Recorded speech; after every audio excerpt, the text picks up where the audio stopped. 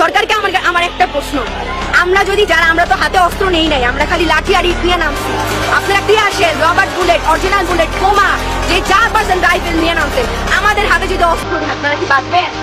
একটা 4 কোটি রাজাকারের হাতে যদি অস্ত্র নেই আপনারা কি থাকতে পারবেন? আপনারা মাঠে আসতে পারবেন? এটাই আপনার কাছে প্রশ্ন। আমরা অস্ত্র ধরি না, যে হাতে কলমদারি সে এত অস্ত্র ধরতে আমরা দুইবার চিন্তা করি।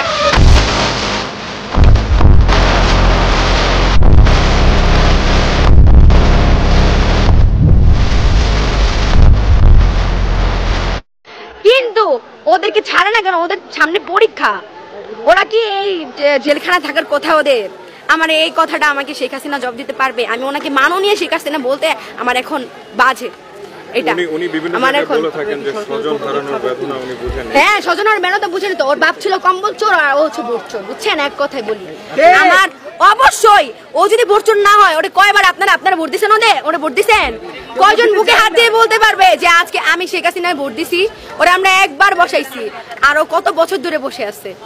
আচ্ছা, ওর কি একটু ইগোতে লাগে না ভাই? এত মানুষ, আমি ওর হাঁটুর সমান বয়সের হয়তো হব, আমি বলতেছি এত মানুষ ওরে চায় না, ও তাও নির্লজ্জের মতো ওইখানেই বসে আছে। আমার এই ইন্টারভিউটা দেখার পর হয়তো ও হয়তো আমারও গুম করে দিবে, কারণ ওর কোনো বিশ্বাস নেই। ওর পুরো ফ্যামিলি হচ্ছে একজন ব্রিটিশ, একজন আমেরিকান, একজন খ্রিস্টান। বলতে পারবে ওর কোনো বাঙালির সাথে সম্পর্ক? ও কি বলে, দেশটা আমার বাবা স্বাধীন করছে। আরে তোর বাপ তো স্বাধীন হওয়ার আগেই মইরা গেছে, ওরা তো আগেই রাজাকার মেরা লাইছে। 9 মাস তো আমরা স্বাধীন করলাম। আমার বাপ মা, হ্যাঁ ঠিক আছে, আমার বাপ মা কোনো মুক্তিযোদ্ধা না, আমার দাদা মুক্তিযোদ্ধা, আর চাচা তো দাদা। যেভাবেই মারা যাক, আমার কথা শুনেন, কথা হইতেছে যে ওর বাবা যদি স্বাধীন করতো, আমার ও আর কেউ স্বাধীন করে নাই। ও যে বলে ওর দেশ, আর যারা স্বাধীন করছে তারাও তো বলে দেশটা সবার ভাই, দেশটা কারো বাপের না। অবশ্যই না। আপনি কথাটা শুনতেছেন না?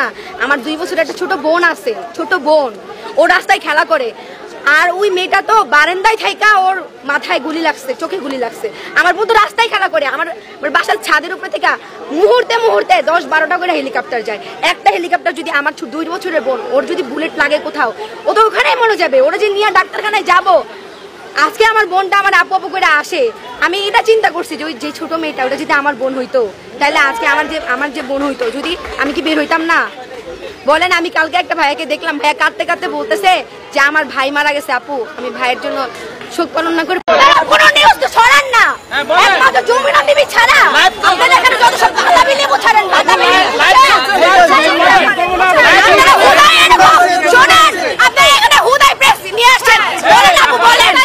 আর যমুনা টিভি ছাড়া কোনো প্রেস আপনারা সবাই এখানে আপনারা যারা আসছেন এখানে সবাই কোন চ্যানেল, আপনারা লাইভে ছাড়েন তো দেখছি না, ওটা লাইভ দেখছেন কথা আছে না? আপনারা সবাই আসেন আপনারা একটা স্যাটেলাইট এখনো ওপেন আছে, ওইখানে ছাড়েন। দেখেন আপনাদের এমপি চ্যানেল দেখেন, কোথায় আপনারা ছাড়ছেন? একমাত্র যমুনা টিভি ছাড়া কোন রকম কোনো চ্যানেল ছাড়া নেই, ওই যে একমাত্র এই চ্যানেলটা ছাড়া। আপনার বক্তব্য আসলে আপনারা কি জানেন? একটু বলেন, আপনার দাবি কি? দাবিগুলো বলেন। আমার শোনেন, আমার কথা হলো, তোর কথা তুই নে, আমার ভাইদের ফেরত দে, শেষ। আমার আর কিছু দরকার নাই। আমার ভাই যাদের নিয়ে গেছে, যারা চলে গেছে সহকারে যত শিক্ষক, অবশ্যই যত শিক্ষক সবার এখনই এই মুহূর্তে ছাড়তে, সম্মানের সহিত যেন ছেড়ে দেয়। কেন লাগবে না? আমাদের কোনো কোটা দরকার নাই। মেয়েটা হচ্ছে মানুষের সবচেয়ে বড় কোটা। আপনার লাভ छोड़ेন, কোটা দিয়ে কি হবে?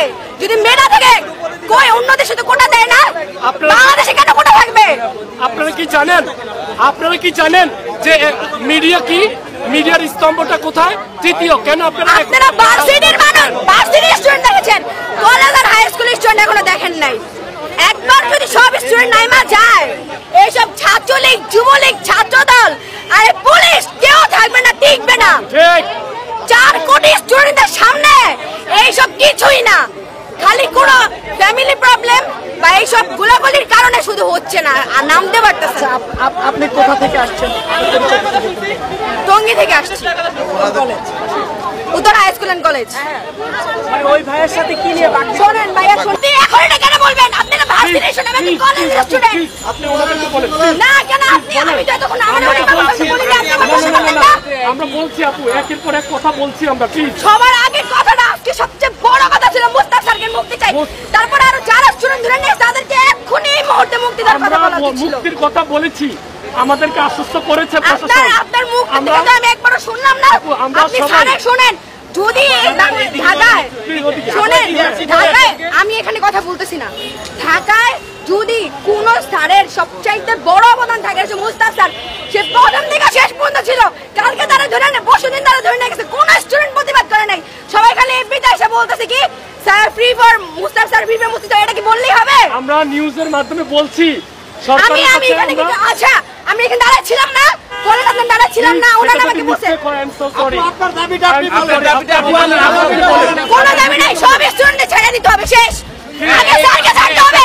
কিসের স্টুডেন্ট যে 17 বছর একটা ছেলেকে রিমান্ডে নিয়ে গেছে, আগে 18 বছরের ছেলেদের একজন সাবালক।